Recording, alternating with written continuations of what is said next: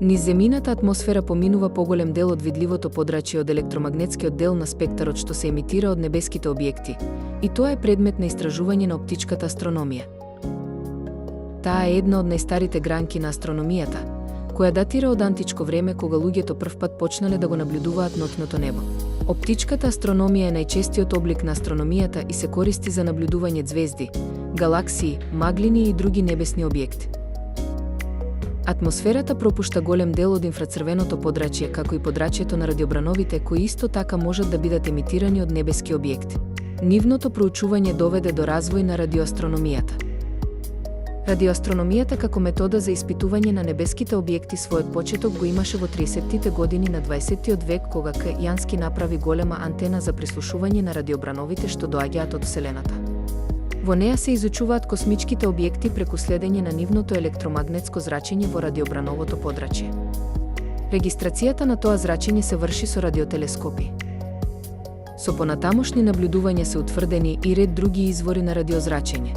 Тука се вбројуваат ѕвездите и галаксиите, но и сосем нови класи на објекти како радиогалаксии, квазари, пулсари и мазери.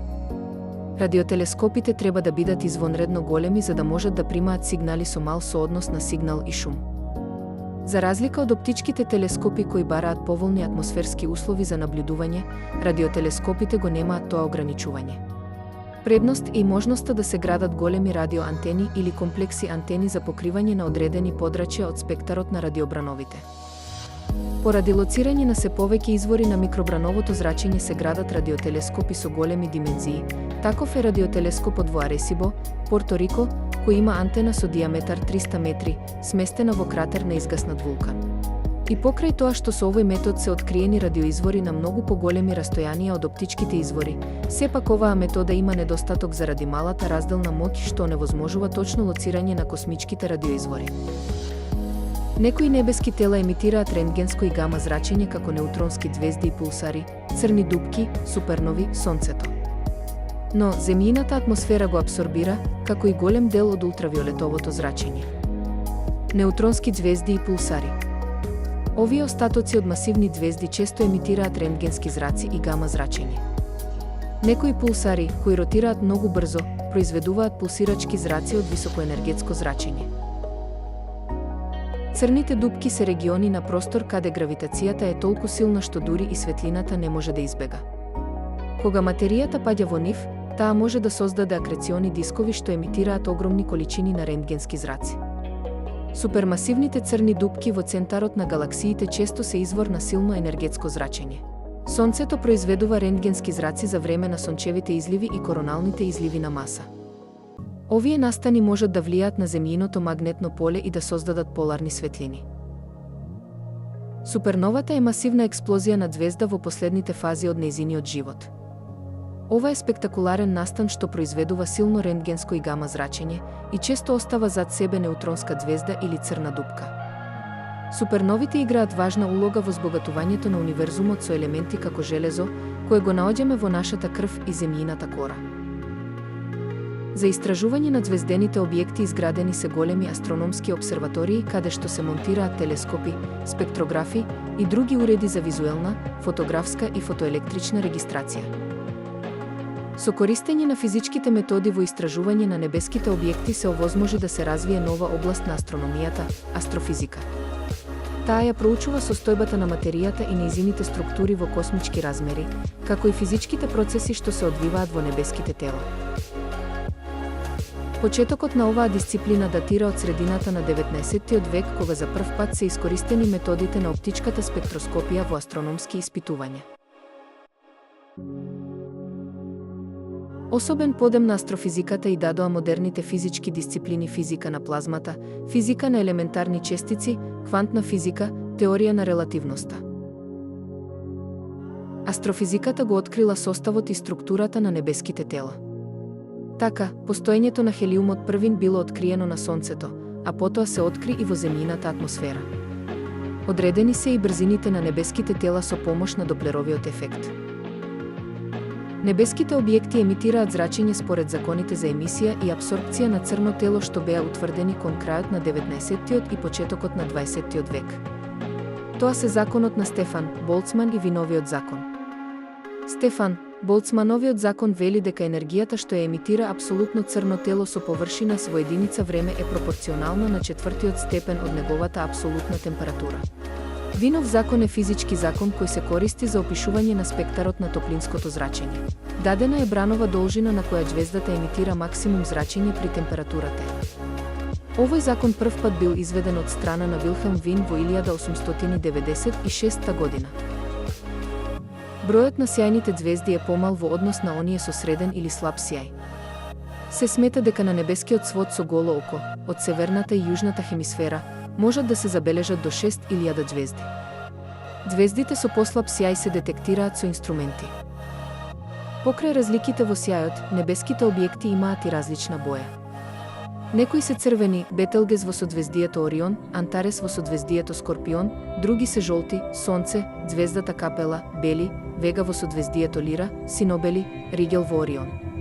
Бојата на ѕвездата носи информација за температурата на нејзината површина. Најголем дел од тајните на ѕвездите се откриваат преку нивните спектри. Меѓу нив спаѓаат температурата, хемискиот состав, атмосферскиот притисок, брзината на ротација, движењето и густината. Добиените спектри се континуирани и врз нив се суперпонираат апсорпциони линии што зависи од слоевите над ѕвездата низ кој поминува зрачењето.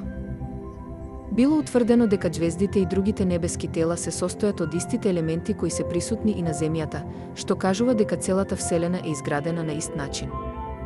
Повеќето ѕвезди имаат сличен состав како Сонцето, скоро 70% од составот е водород, 28% хелиум, а 1-2% се присутни сите други елементи.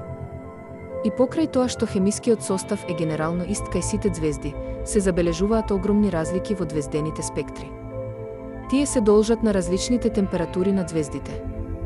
Имено, за да се појави дадена линија во спектарот, нужно е точно одредено количество енергија, зашто пак е потребно развивање на одредена температура. За класификација на спектрите на звездите во астрофизиката се користи така наречениот Морган, Кинановиот систем според научниците Морган и Кинан што ја вовеле. Во овој систем џвездата се класифицира според две карактеристики: спектрална класа и класа на сјајот, луминозитет. Постојат 7 основни спектрални класи звезди: О, Б, А, Ф, Г, К, М и 4 специјални. Секоја класа е поделена на 10 подкласи, означени со бројките од 0 до 9. Со соодветни ознаки по оваа класификација, секоја звезда си има свое име и презиме. Поаѓајќи од класата окон М, карактеристичната температура на звездите опаѓа, а со тоа и бојата се менува. Низата е проширена со 3 класи за други звезди кои не се вклопуваат во класичниот систем: W, S и C. На некои недзвездени објекти им се доделени и букви: D за бели џуџиња и L, T и Y за кафеави џуџиња. Звездите од класата О се синобели, имаат големи маси, висок сјај во UV подрачјето поради високата површинска температура. На интензивните линии се од ионизираните атоми на хелиум, водород, јаглерод, кислород, азот и други. Типични звезди од оваа класа се Орион и Цефеј. Звездите од класата М се црвени звезди во чии спектри најмногу има апсорпциони линии на ионите од метали. Нивната површинска температура е од 2500 до 3500 келвини. Такви се веќе споменатите Бетелгес, Антарес, Мира Цети како и други звезди. На една иста температура, иста спектрална класа, некои звезди ќе зрачат повеќе енергија, што зависи од нивната големина, радиус. Така, дефинирани се и 7 класи на звездите по сјај кои се обележуваат според римските цифри. Првата класа се суперџинови, па светли џинови, обични џинови, подџинови, звезди од главната низа, подџуџиња. И последната 7 класа се белите џуџиња. Оваа класификација на звездите е според нивниот радиус и густината на нивната атмосфера. Некои од овие класи имаат и подкласи А, Б, Б.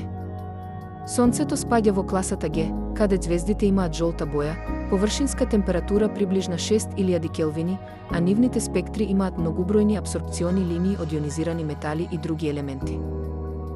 Сириус е најсјајната звезда на нашето небо, 2 пати посјајна од било која друга.